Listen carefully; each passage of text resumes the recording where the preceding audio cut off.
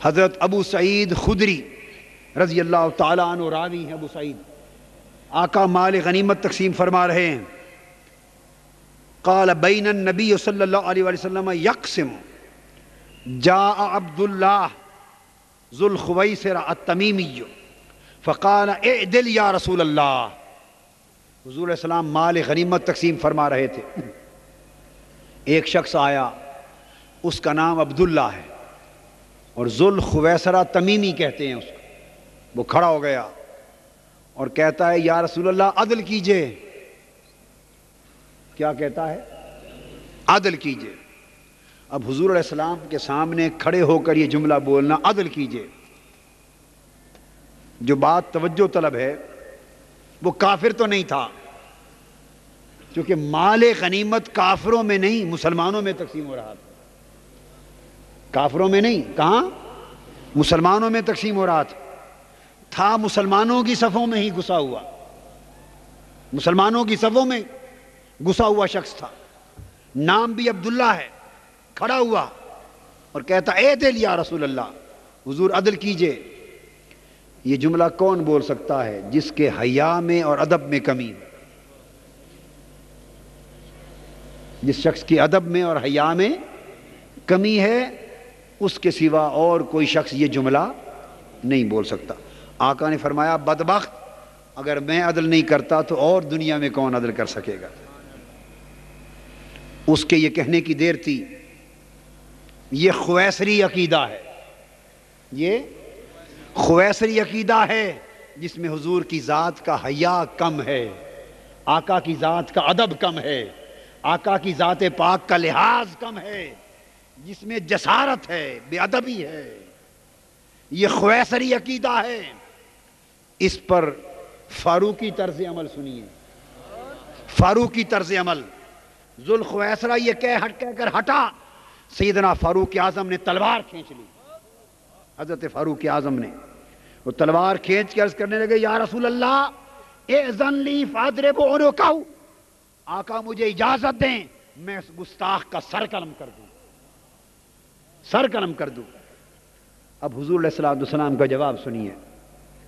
فرمایا عمر، قال دعہ، عمر اس کو دفع کر دے، چھوڑ دے اس بدبخت کو، دفع کر، جانے دے. کیوں؟ آقا نے فرمایا فَإِنَّ لَهُ أَصْحَابًا يَحْقِرُ أَحَدُكُمْ صَلَاتَهُ مَعَ صَلَاتِهِمْ وَصِيَامَهُ مَعَ صِيَامِهِمْ. فرمایا اس کو نہ مار، چھوڑ دے، دفع کر.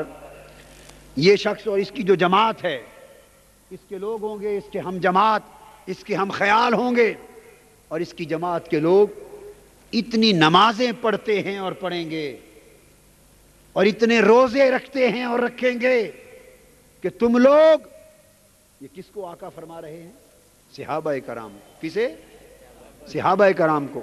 فرمایا تم لوگ اپنی نمازوں کو ان کی نمازوں کے مقابلے میں کم جانو گے، اور اپنے روزوں کو ان کے روزوں کے مقابلے میں کم جانو گے.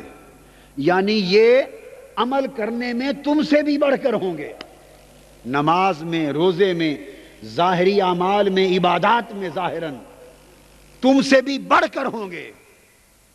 مگر یا رسول اللہ پھر کیا ہوگا؟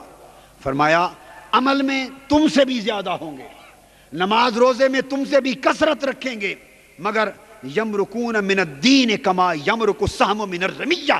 فرمایا نمازوں کے باوجود، روزوں کے باوجود، کثرت عمل اور کثرت عبادت کے باوجود وہ دین سے اس طرح خارج ہو چکے ہوں گے جیسے تیر شکار سے خارج ہو جاتا، نکل جاتا. کیا پتا چلا؟ پتا یہ چلا کہ نمازوں کی کثرت ان کے دین کو بچا نہ سکی، روزوں کی کثرت ان کے ایمان کو بچا نہ سکی. اتنی کثرت کہ صحابہ سے فرمایا جا رہا ہے تم سے بھی زیادہ عمل کریں گے، تم سے بھی. ہمارا حال کیا ہوگا؟ صحابہ سے بھی بڑھ کر عمل کرنے والے لوگ اور وہ جماعت، ان کے اعمال کی کثرت، ان کی ظاہری عبادات کی کثرت، ان کی ظاہری طاعات کی کثرت ان کے دین اور ایمان کو نہ بچا سکی. فرمایا دین سے خارج ہوں گے، جیسے تیر شکار سے خارج ہوتا ہے۔ اور آگے حدیث پاک جو بخاری اور مسلم متفق علیہ حدیث ہے، حضرت ابو سعید ہی سے روایت فرماتے ہیں کہ وہ ایک اور شخص اسی میں سے اٹھا، وہ ذوالخویسرہ تمیمی تھا یا کوئی اور شخص، اسی جماعت میں سے ایک اور شخص اٹھا۔ اس نے کھڑے ہو کے کہا، بڑی توجہ طلب حدیث کی عبارت، اس نے کہا کننا نحن حق بہذا من ہؤلاء، یا رسول اللہ صلی اللہ علیہ وسلم آپ ان لوگوں کو زیادہ دے رہے ہیں اور ہمیں کم دے رہے ہیں، ہمارا حق زیادہ بنتا ہے۔ اس نے حضور علیہ السلام کی تقسیم پر اعتراض کیا، یہ اعتراض کیا۔ اس پر آقا نے فرمایا فقال الا تأمنونی وانا امین من فی السماء یاتینی خبر السماء صباحا و مساء، کیا تم مجھے امانت دار نہیں سمجھتے؟ کیا تم میری امانت پر اعتماد نہیں کرتے؟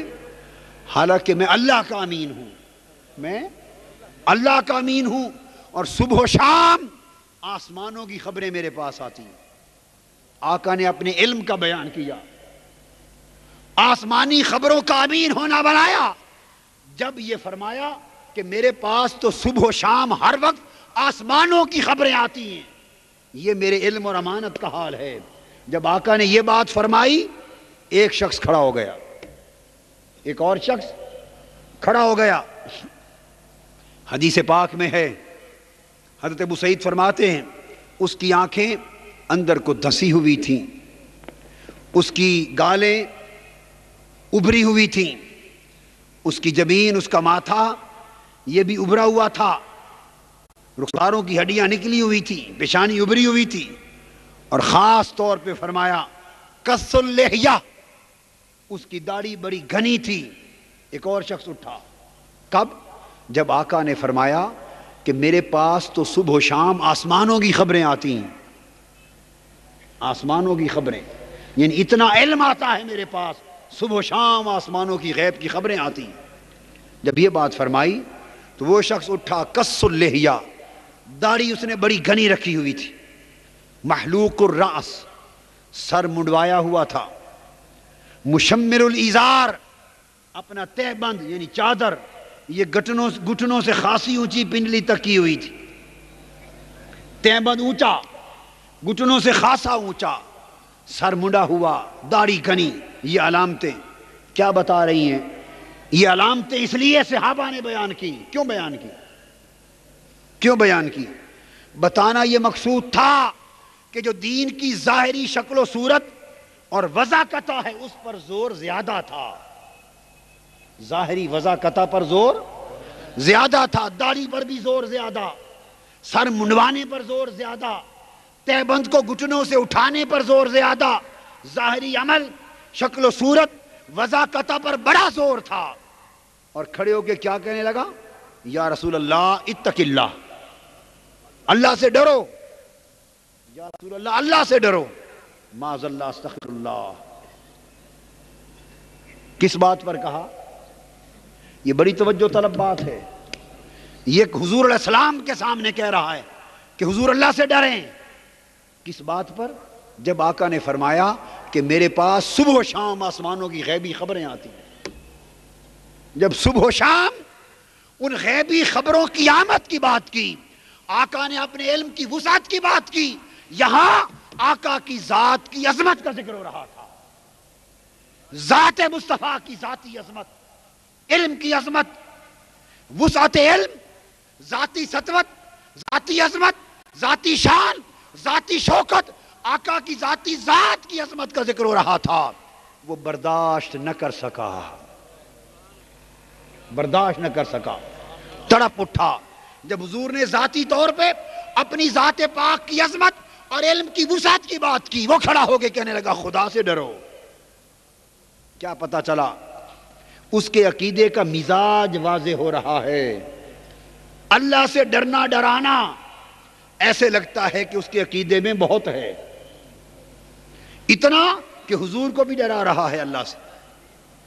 اللہ سے ڈرو، پتہ یہ چلا کہ وہ اپنے آپ کو بہت ہی اللہ والا سمجھتا ہے، اپنے آپ کو کچھ ضرورت سے زیادہ اللہ والا سمجھتا تھا، زیادہ سمجھتا تھا اللہ سے ڈرنا، اللہ سے تعلق، وہ توحید کا زیادہ دعوے دار معلوم ہوتا ہے، اس لیے کہ حضور کو اللہ سے معاذ اللہ ڈرانے کی بات کر رہا ہے، اس کے عقیدے، اس کے مشرب، اس کے ایمان کا سو کالڈ ایمان نام نہاد، اس کا مزاج سمجھانے کی کوشش کر رہا ہوں۔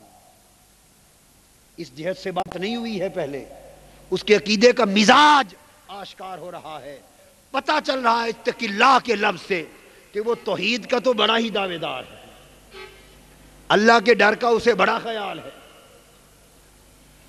اور خیال کس شے کا نہیں، صرف مصطفیٰ کے ادب کا نہیں۔ مصطفیٰ کے ادب کا خیال ہوتا تو خود اللہ سے ڈرتا، حضور سے یہ نہ کہتا۔